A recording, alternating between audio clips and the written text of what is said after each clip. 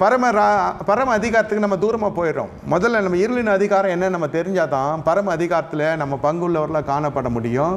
இருளின் அதிகாரம் என்று என்ன சொல்லப்படுகிறது என்றால் கொலோசியர் 1:13 வாசிக்கிறோம். இருளின் அதிகாரத்தினின்று நம்மை விடுதலையாக்கி தமது அன்பின் குமார ராஜ்யத்துக்கு உட்படுத்தினாய் இருக்கிற பிதாவை ஸ்தோத்தரிக்கிறோம். இந்த அனுபவம் உங்கள் ரட்சிக்கப்பட்ட வாழ்க்கையில் வருகிறது என்று சொன்னால் நோயில் இருக்கிறவன் நோயிலிருந்து விடுதலை ஆகிறான், பேயில் இருக்கிறவன் பேயிலிருந்து விடுதலை ஆகிறான். இது நடைமுறை பழக்க வழக்கங்களில் தனி மனித அதிகாரம் பயன்படுத்தப்பட வேண்டிய இடத்துல சரீரம் கொஞ்சம் சொகுசு இருக்கிறது, பார்க்கிங் பே பண்ணல, ஆள் இல்லை, கொஞ்சம் நின்று பாருங்கள். வண்டி காணனா போய் தேடி கண்டுபிடிச்சின்னு போய் சொல்கிறேன் இல்லையா, பார்க்கிங்கில் யார் அதிகாரின்னு. பார்க்கிங்கில் ஆளே இல்லைனாலும் நீங்கள் அது 10 ரூபாவோ 20 ரூபாவோ 50 ரூபாவோ 100 ரூபாவோ 4 சக்கரமோ 2 சக்கரமோ நீங்கள் அதை கட்டலைன்னா உங்களுக்கு 4000-5000 செலவு வந்துடும், வேறு வழியில் இல்லை. இது ஃபேக்ட்.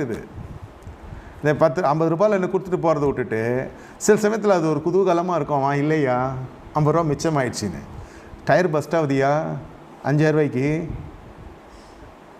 காரணமெல்லாம் எவனோ வந்து இஷ்டு போயிடுவான், ஒரு குடிக்காரன் வந்துடுவான் நமக்குன்னு வழியில் குடிச்சிட்டு அவன் நியாயம் பேசுவான்.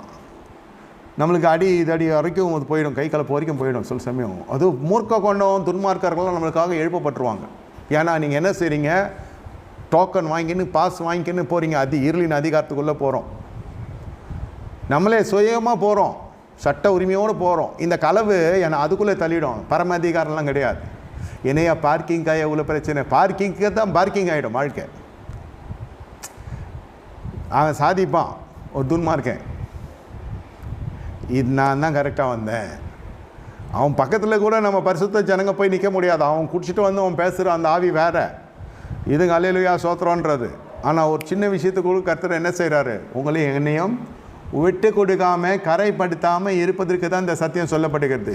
இயேசு நாமும் தரிக்கப்பட்ட கோடிக்கான ஜனங்கள் வேற, வார்த்தை தரிக்கப்பட்ட நீங்கள், ஆவியை தரிக்கப்பட்ட நீங்கள் வேற.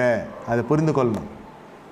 எல்லோரும் செய்யாது நான் செஞ்சேன் அப்படி சொல்கிறது நாமும் தரிக்கப்பட்டவன் செய்யலாம். நான் கோர்ட்டில் பார்த்துக்கிறேன்றது, நான் இங்கே பார்த்துக்கிறேன்றது, நான் அதை பார்த்துக்கிறேன், அது அந்த அந்த அகந்தையோடு பேசுகிற ஆணவத்தோடு பேசுகிறதெல்லாம் நீங்கள் இருளின் அதிகாரத்துக்குள்ளே இருக்கிறீங்க.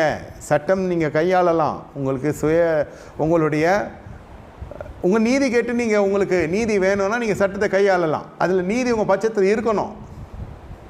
இருளை வெளிச்சமாக்கி வெளிச்சத்தை இருளாக்குற காலத்தில் போய் நின்று கொண்டக்கூடாது. நீங்கள் இருளின் அதிகாரத்தில் போய் மாட்டிக்கொள்ளுக்கிறீங்க. அதில் விடுவித்திருக்கிறார் ஆண்டவர், நோயிலேருந்து விடுவித்திருக்கிறார், கடன்லேருந்து விடுவித்திருக்கிறார், என்ன மற்ற காரியத்தில். ஆனால் இருளின் அதிகாரத்திலிருந்து நீங்கள் விடுவிக்க போன இருளின் அதிகாரம் இதுதான். இருளின் அதிகாரம் அது தெரியணும்.